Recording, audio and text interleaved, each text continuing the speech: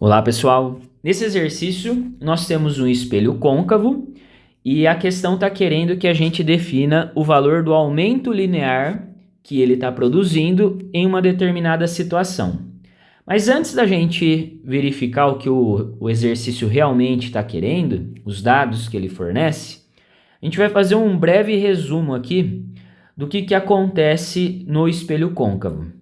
O espelho côncavo, dependendo da distância que o objeto é posicionado em relação a ele, ele pode produzir 5 tipos de imagens diferentes.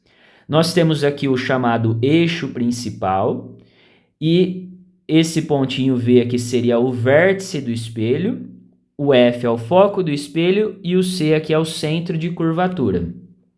Quando nós colocamos o objeto atrás do centro de curvatura, antes do centro de curvatura, para você definir com exatidão aonde a imagem vai ser formada, nós poderíamos aqui desenhar 2 raios notáveis. Por exemplo, vem paralelo, sai pelo foco, vem pelo foco, sai paralelo. Poderíamos fazer esses raios notáveis para descobrir exatamente aonde a imagem está sendo formada. O nosso foco agora não é saber com precisão o local onde a imagem vai ser formada, mas sim a região, somente a região onde ela vai ser localizada. Sempre que você coloca um objeto antes do centro de curvatura, a imagem desse objeto ela vai ser formada nessa região aqui entre o centro e o foco. Ela vai sempre ser formada entre o centro e o foco. E ela sempre vai ter as seguintes características. Vai ser uma imagem real, uma imagem menor e invertida. A gente chama essa imagem de imagem real porque ela é formada devido ao cruzamento dos raios refletidos. Nós temos aqui, por exemplo, os 2 raios sendo refletidos, a imagem sendo formada devido ao seu cruzamento. Sempre que os raios refletidos efetivamente se cruzam, naquele determinado ponto é formada uma imagem chamada de imagem real. Depois, se você aproxima o objeto do espelho e coloca ele em cima do centro de curvatura, a imagem que ele vai formar vai ser exatamente em cima do centro de curvatura. Se nós traçássemos bonitinho aqui, vem paralelo, sai pelo foco, vem pelo vértice, mesmo ângulo, ou algum outro raio notável, nós iríamos verificar que a imagem ela vai ser formada exatamente no centro de curvatura. Ela também vai ser formada pelo cruzamento dos raios refletidos, então ela é uma imagem real. O tamanho dela vai ser o mesmo tamanho sempre do objeto e vai ser uma imagem invertida. Então, objeto aqui no centro de curvatura, a imagem é real, igual e invertida. Se nós continuarmos a aproximar o objeto do espelho, colocando ele agora entre o centro e o foco, em algum ponto aqui entre o centro e o foco, nós iríamos verificar que a imagem desse objeto iria ser produzida numa região aqui atrás do centro de curvatura e ela teria essas características. Seria uma imagem real, maior e invertida.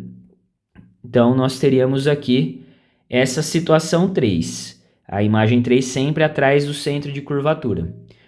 Quando o objeto é colocado em cima do foco, exatamente em cima do foco do espelho côncavo, ao traçar os raios notáveis, por exemplo, vem paralelo, sai pelo foco, vem pelo vértice, sai pelo mesmo ângulo, a gente iria verificar que os raios refletidos, eles são refletidos paralelos, ou seja, eles nunca irão se cruzar. Ou a gente fala que eles se cruzam no infinito, que a imagem 4 se forma no infinito. Por isso que ela é chamada de imagem própria. Nós não temos a formação da imagem. Fica ali um borrão quando você coloca o objeto em cima do foco. Agora, a última situação, Quando você coloca o objeto entre o foco e o vértice, seria a situação mais próxima aqui do espelho côncavo, a imagem agora ela passa a ser uma imagem virtual. Essa imagem ela é formada agora pelo prolongamento dos raios refletidos. Se nós tivéssemos que traçar alguns raios notáveis, vem paralelo, sai pelo foco, vem pelo vértice mesmo ângulo, os raios refletidos, eles não se cruzariam nessa região fora do espelho.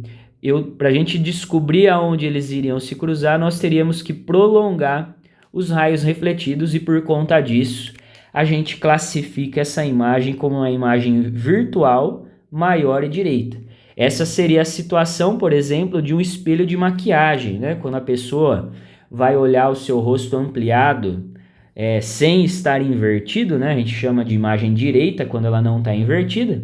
Seria essa situação, o espelhinho de dentista também. O espelho de dentista, o objeto, o dente da pessoa tem que estar nessa posição para o dentista conseguir ver o dente da pessoa ampliado. Então, pessoal, com esse breve resumo aqui, nós conseguimos, sem maiores dificuldades, interpretar esse exercício. Ele fala que inicialmente ele coloca um objeto a 20 centímetros do espelho e ele verificou nessa situação que não houve a formação de imagem, ou seja, foi formada uma imagem imprópria. Nesse caso, então, em outras palavras, se a imagem formada é uma imagem imprópria, significa que ele colocou o objeto em cima do foco. Essa distância que ele deu de 20 centímetros é exatamente a distância focal desse espelho, 20 centímetros. Como esse espelho é côncavo, o foco é positivo, então é 20 centímetros positivo. Depois ele fala que ele afasta o objeto 40 centímetros em relação à posição inicial. Então, a distância do centro de curvatura até o vértice do espelho seria o dobro da distância focal. Então, aqui nós teríamos, a gente chama de raio de curvatura do espelho, essa distância seria de 40 centímetros. Se ele está pegando o objeto que estava nessa posição e levando ele a 40 centímetros para trás, esse espelho agora, ou melhor, esse objeto, ele vai estar em relação ao espelho a uma distância agora de 60 centímetros. Ele estava a 20, foi empurrado para trás 40 centímetros, agora ele está a 60 centímetros do espelho. A distância do objeto ao espelho a gente representa com a letra P. Aqui não vem ao caso a questão está querendo saber valores numéricos, mas só da gente saber que o objeto estaria aqui atrás do centro de curvatura, nós já saberíamos as características da imagem. A imagem teria que ser real, menor e invertida. E o interessante é que quando a questão fala sobre o aumento linear, o sinal do aumento está associado ao fato da imagem ser direita ou invertida. Se o aumento é positivo, a imagem é direita, e se o aumento é negativo, a imagem é invertida. Então, se a gente sabe o sinal, ou melhor, se a gente sabe que a imagem teria que estar nessa região e tem essas características, que ela deve ser invertida, o aumento tem que aparecer com um sinal negativo, então nós poderíamos já descartar as alternativas C e D, que estão dando para a gente valores positivos. Para definir agora o valor do aumento, sabendo o P, a distância do objeto ao espelho, e a distância focal, a expressão mais rápida e prática para esse caso seria do aumento é igual ao foco, a distância focal, F menos P. Então, nós teríamos aqui a distância focal valendo 20, e embaixo aqui vai ficar 20 menos 60. 20 menos 60. Então, esse aumento vai ficar 20 sobre menos 40. Cortando aqui, simplificando, como é uma divisão, uma fração, né? Mais com menos vai ficar menos. Essa fração simplificando por 2, a resposta nossa está dando menos meio. Ficamos aqui com a alternativa B.